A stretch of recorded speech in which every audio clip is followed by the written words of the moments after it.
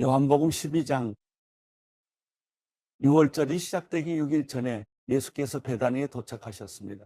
그곳은 예수께서 죽은 사람 가운데서 다시 살리신 나사로가 사는 곳이었습니다. 그곳에서 예수를 위해 잔치를 베풀었습니다.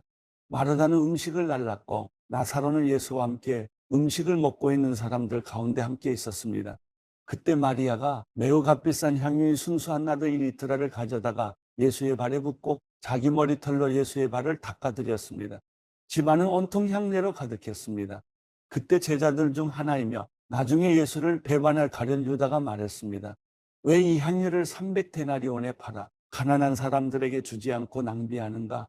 그가 이렇게 말한 것은 가난한 사람들을 생각해서가 아니었습니다. 그는 돈주머니를 맡고 있으면서 거기에 있는 돈을 훔쳐가곤 했기 때문입니다. 예수께서 대답하셨습니다. 그대로 두어라. 이 여인은 내 장례날을 위해 간직해둔 향유를 쓴 것이다. 가난한 사람들은 항상 너희와 함께 있지만 나는 항상 너희와 함께 있는 것이 아니다. 유대 사람들의 큰 무리가 예수께서 베다니에 계시다는 것을 알고 몰려왔습니다. 이는 예수뿐 아니라 예수께서 죽은 사람 가운데서 살리신 나사로도 보기 위함이었습니다. 대제사장들은 나사로도 죽이려고 모의했습니다. 그것은 나사로 때문에 많은 유대 사람들이 떨어져 나가서 예수를 믿기 때문이었습니다. 다음 날 명절을 맞아 올라온 많은 사람들이 예수께서 예루살렘으로 오신다는 말을 듣고 종려나무 가지를 꺾어 들고 예수를 맞으러 나가 호산나 주의 이름으로 오시는 분에게 복이 있도다. 이스라엘의 왕에게 복이 있도다 하고 외쳤습니다. 예수께서는 어린 나귀 한 마리를 보시고 그 위에 올라앉으셨습니다.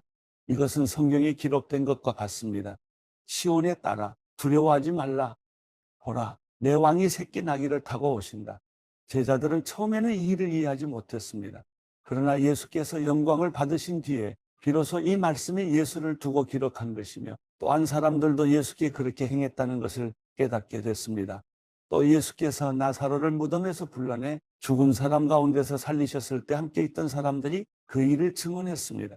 이처럼 우리가 예수를 맞으러 나온 까닭은 예수께서 이런 표적을 행하셨다는 말을 들었기 때문이었습니다. 그러자 바리새파 사람들이 서로 말했습니다. 보시오, 온 세상이 예수를 따르고 있으니 이제 할 수 있는 것이 없지 않소. 명절에 예배드리기 위해 올라온 사람들 중에 그리스 사람들도 있었습니다. 그들은 갈릴리 베세다 출신인 빌립에게 와서 간청했습니다. 선생님, 우리가 예수를 뵙고 싶습니다. 빌립은 안드레에게 가서 말했습니다. 이어 안드레와 빌립이 함께 예수께 말했습니다. 예수께서 대답하셨습니다. 인자가 영광받아야 할 때가 왔다. 내가 진실로 진실로 너희에게 말한다. 밀알 하나가 땅에 떨어져 죽지 않으면 한 알 그대로 있고 죽으면 많은 열매를 맺게 된다. 자기 생명을 사랑하는 사람은 잃을 것이요. 이 세상에서 자기 생명을 미워하는 사람은 영원히 그 생명을 보존할 것이다. 누구든지 나를 섬기려면 나를 따라야 한다. 내가 있는 곳에 나를 섬기는 사람도 함께 있을 것이다. 누구든지 나를 섬기면 내 아버지께서 그를 귀하게 여기실 것이다. 지금 내 마음이 몹시 괴로우니 내가 무슨 말을 하겠느냐? 아버지여, 내가 이 시간을 벗어날 수 있게 해주십시오 하겠느냐? 아니다. 나는 바로 일 때문에 이때 왔다. 아버지여, 아버지의 이름을 영광스럽게 하소서. 바로 그때 하늘에서 소리가 들려왔습니다. 내가 이미 영광스럽게 했다. 다시 영광스럽게 할 것이다. 곁에 서서 그 소리를 들은 사람들은 천둥이 쳤다고 말했습니다. 다른 사람들은 천사가 예수께 말했다라고도 했습니다. 예수께서 말씀하셨습니다. 이 소리가 난 것은 나를 위한 것이 아니라 너희를 위한 것이다. 이제 세상을 심판할 때니 이 세상의 통치자가 쫓겨날 것이다. 그러나 내가 이 땅에서 들려 올라갈 때 나는 모든 사람들을 내게로 이끌 것이다. 예수께서 이렇게 말씀하신 것은 자신이 어떤 죽음을 당할 것인지 암시하려고 하신 말씀입니다. 그때 무리가 대답했습니다. 우리는 율법에서 그리스도께서 영원히 계신다고 들었는데 어째서 당신은 인자가 들려서 올라가야 된다고 하십니까? 이 인자란 누구입니까? 그러자 예수께서 그들에게 말씀하셨습니다. 아직 얼마 동안은 빛이 너희 가운데 있을 것이다. 어둠이 너희를 삼키지 못하도록 빛이 있는 동안에 걸어다니라. 어둠 속에서 다니는 사람은 자기가 어디로 가는지 알지 못한다. 너희에게 빛이 있는 동안에 너희는 그 빛을 믿으라. 그러면 너희가 빛의 아들들이 될 것이다. 이 말씀을 하신 후 예수께서는 그들을 떠나서 몸을 숨기셨습니다. 예수께서 이 모든 표적을 그들 앞에서 행하셨음에도 불구하고 그들은 여전히 예수를 믿지 않았습니다. 이것은 예언자 이사야의 말을 이루려는 것입니다. 주여, 우리의 천한 것을 누가 믿었으며 주의 팔이 누구에게 나타났습니까? 그들이 믿을 수 없었던 까닭을 이사야가 다시 이렇게 말했습니다. 주께서 그들의 눈을 멀게 하셨고 그들의 마음을 무디게 하셨으니 이는 그들이 눈이 있어도 보지 못하게 하고 마음으로 깨달아 돌이키지 못하게 해 내게 고침을 받지 못하게 하기 위함이다. 이사야가 이렇게 말한 것은 그가 예수의 영광을 보았기 때문입니다. 그래서 예수를 가리켜 이런 예언을 했습니다. 지도자들 중에서도 예수를 믿는 사람들이 많았으나 바리새파 사람들 때문에 자기 믿음을 고백하지 못했습니다. 회당에서 쫓겨날까 봐 두려웠기 때문입니다. 그들은 하나님의 영광보다 사람의 영광을 더 사랑했던 것입니다.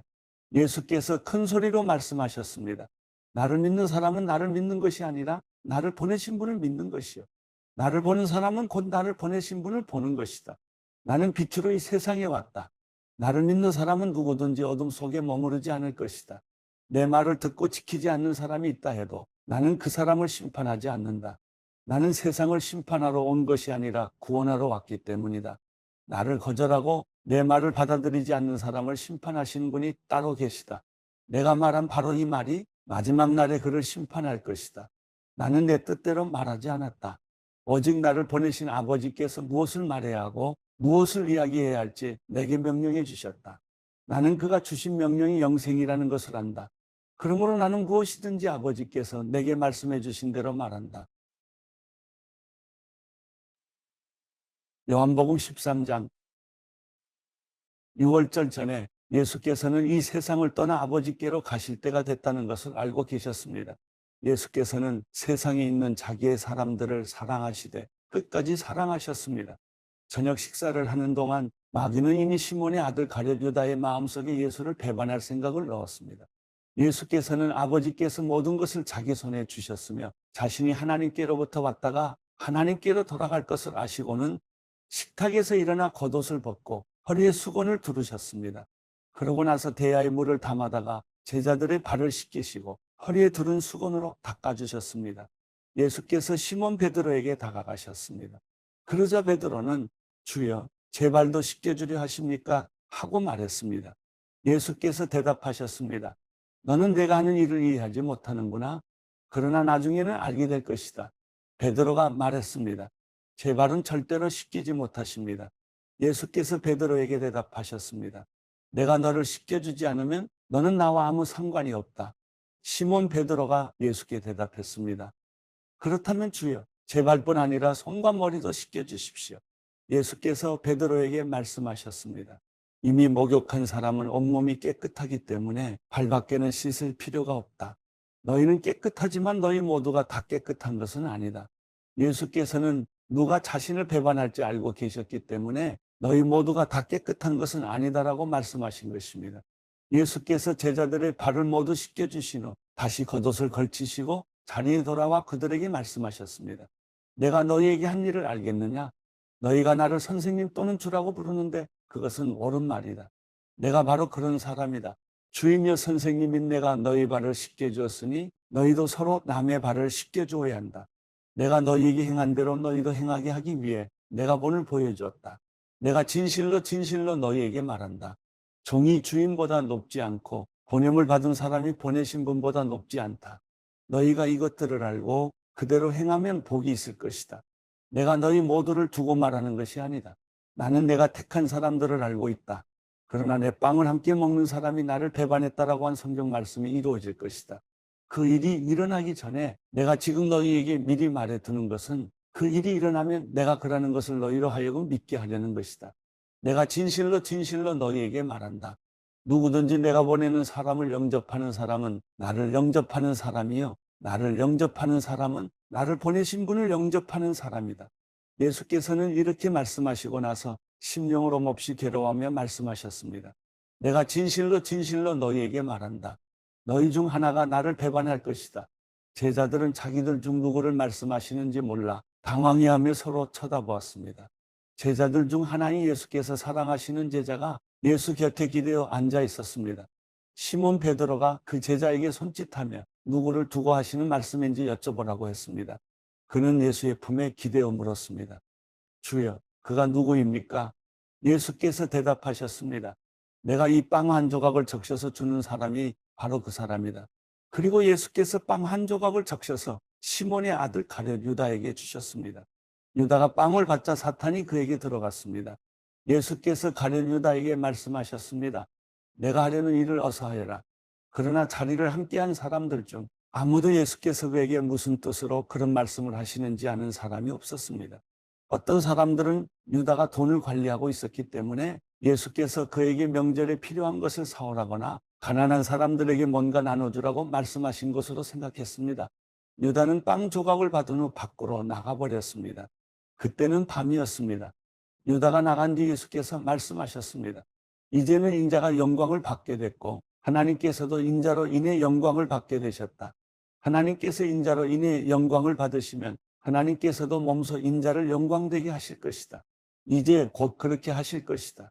자녀들아, 이제 잠시 동안은 내가 너희와 함께 있을 것이다. 그러나 너희가 나를 찾을 것이다.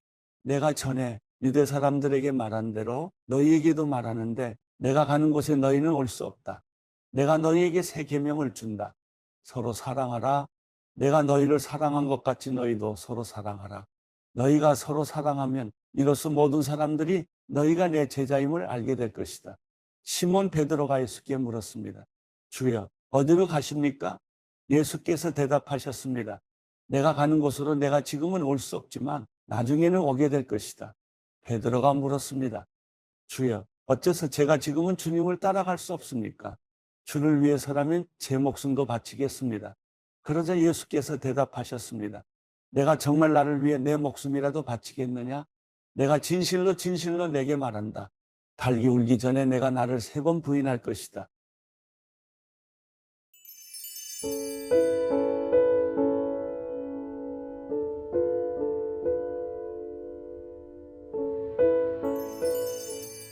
시편 1편. 복이 있는 사람은 악한 사람들의 꾀를 따라가지 않고 죄인들의 길에 서지 않으며 남을 없이 여기는 사람들과 자리를 함께하지 않고 오직 여호와의 율법을 즐거워하고 그 율법을 밤낮으로 깊이 생각하는 자로다. 그는 시냇가에 심은 나무가 계절에 따라 열매를 맺고 그 잎이 시들지 않는 것처럼 하는 일마다 모두 잘 되리라. 악인은 그렇지 않으니 그저 바람에 날려가는 겨와 같도다.